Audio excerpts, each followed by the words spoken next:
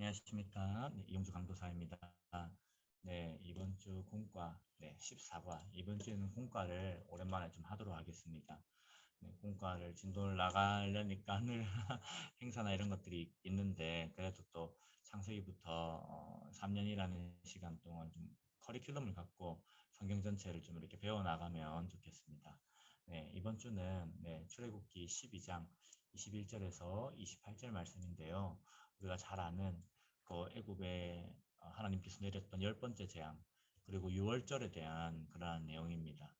참 유월절의 구약의 이 사건이지만 이 안에 절기가 형성된 배경 속에 하나님의 구원의 역사가 있고 또 복음이 여기에 담겨 있습니다. 그래서 우리 학생들이 이걸 잘 배우고 또한 이제 이 오늘 제가 말씀 나눈 포인트는 하나님께서 먼저 이스라엘 백성을 어린 양의 피로 구별하신 다음에 그 다음에 하나님께서 애굽에 재앙을 내리셨거든요. 그래서 그 하나님의 심판 가운데에 그 구별된 자들, 하나님 어린 양의 피로 구별된 자들이 구원을 받은 거죠. 네. 6월 너물월에 넘어갔다 하는 그런 의미인데요. 하나님의 재앙이 하나님의 진노가 넘어가는 그게 구원이죠, 사실. 네, 그러한 역사를 담고 있습니다. 그래서 이 너무사 구원하셨느니라. 조금 이 제목은 조금 고민을 해볼 텐데요. 어쨌든 이 메시지를 함께 나누고자 합니다. 구별과 구원 이게 이 과의 핵심입니다. 그래서 출애굽기 12장 27절 6월절에 대한 그러한 하나님의 내용 이스라엘 자손의 집을 재앙을 내리실 때 이스라엘 자손의 집을 너무사 구원하셨느니라 우리의 집을 구원하셨느니라 하는 이러한 내용이 담겨 있죠. 그래서 참 인간의 방식이 아니죠. 이것은 우리가 생각할 수 없는 그런 하나님의 방식으로 이스라엘 백성을 구별하고 구원하셨는데 한 단어로 표현해 봅시다. 한 단어가 참 어렵죠. 저는 구원자라고 적었는데 혹은 왕, 또 여러 가지 학생들 아이디어가 있겠습니다만은 좀 이거 쉽지 않네요. 그리고 나무를 보다. 그 다음 순서인데요. 여기 보면 이 내용에 파티가 있는데 거기 참석하는 원칙이 바로 이제 가운을 입는 것. 노숙자든 회사원이든 누구든 간에 이 파티에 참석 원칙은 가운을 입는 것이다. 이렇게 되어 있습니다. 그래서 참 우리가 구원받을 때 하나님께 구별받을 때 이스라엘 백성들이 빈부로 인하여서 혹은 다른 조건으로 인하여서 택함을 받은 게 아니거든요. 그저 하나님께서 선택하셨는데 중요한 거는 그 가운데 그들이 구별받는 방식은 다른 인간적인 방식이 아니라 어린 양의 피였다는 거죠. 어린 양의 피만이 오직 그 백성들을 구별하고 어린 양의 피만이 하나님의 재앙으로부터 그들을 넘어가게 할 수 있는 그런 능력이 있다는 것을 기억을 해야겠습니다. 그래서 첫 번째 질문, 하나님은 왜 문인방에 또 좌우설주에 어린 양의 피를 바르라고 하셨을까요?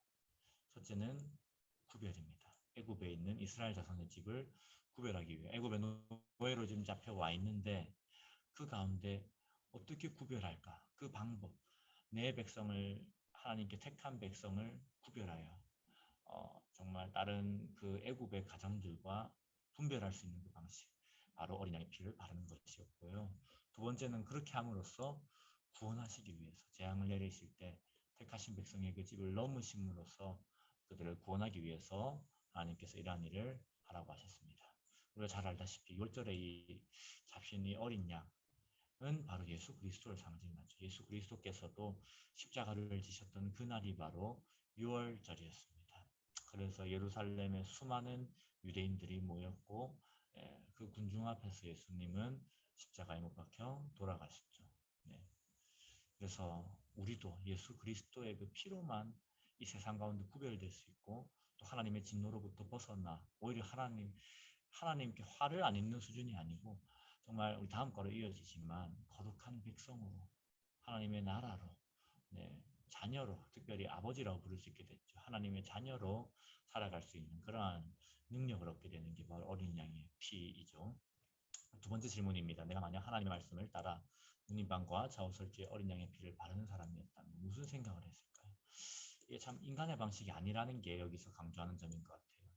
순종하기 어렵고 또 의심이 될 수도 있고 이런다고 되나 두려운 마음도 들었겠죠. 이런다고 하나님의 진노를 피할 수 있는가 라고 하는 그런 내용이죠. 근데 결국에 그 말씀을 믿는 자만 재앙을 피하고 구원을 받을 수가 있었습니다. 그래서 우리가 정말 예수 그리스도로 말미암아 이 땅에서 구별된다는 것, 그리고 그분을 믿음으로써 하나님께 구원을 받는다는 것, 하나님의 진노로부터 벗어나 하나님의 사랑을 받는 그런 인생을 살아간다는 것이죠. 네, 그것은 오직 믿음으로만 된다는 것을 다시 한번 기억을 할 필요가 있겠습니다. 그래서 이런 감사 고백들, 하나님 앞에 나를 구별하고 구원하신 하나님께 감사 고백을 적어보는 시간을 가지면 좋겠고요. 오늘의 한 문장, 하나님은 어린 양의 피로 우리를 구별하시고 또한 구원하셨습니다 라고 하는 이 한 문장을 같이 읽으면 좋겠습니다. 그래서 구별과 구원, 뗄래야 뗄 수 없는 거죠. 요게 포인트로 강조되면 좋겠습니다. 구원받았니? 그럼 너는 구원받기 전에 벌써 하나님께서 구별하셨기 때문에 구원하신 것이라고 이야기를 해주면 좋겠고, 그 안에는 사람의 조건이 아니라 오직 예수 그리스도를 믿기만 하면 구별되고 구원받는다는 그 믿음으로만 우리가 그 복음을, 예수 그리스도라고 하는 그 유월절 어린 양의 그 복음을 받아들일 수 있는 것이고, 네. 그리고 그렇게 구원받은 백성, 구별받은 백성은 어떻게 살아야 될까? 어린 양의 피로써 구별받은 우리들은 구별받은 삶을 살고 있는가를 나누는 것도 또 중요한 포인트가 되겠습니다. 그래서 첫째는 이제 믿음, 이것을 오직 믿음으로만 이 내용을 받아들일 수 있다는 것과, 그 다음에 구별된 삶, 이런 것들이 우리에게 적용점으로 들어갈 수 있으면 좋겠습니다. 이렇게 14과 공과에서 마치고요. 네, 이렇게 또 오랜만에 공과로 함께 공부하도록 하겠습니다. 네, 수고하셨습니다.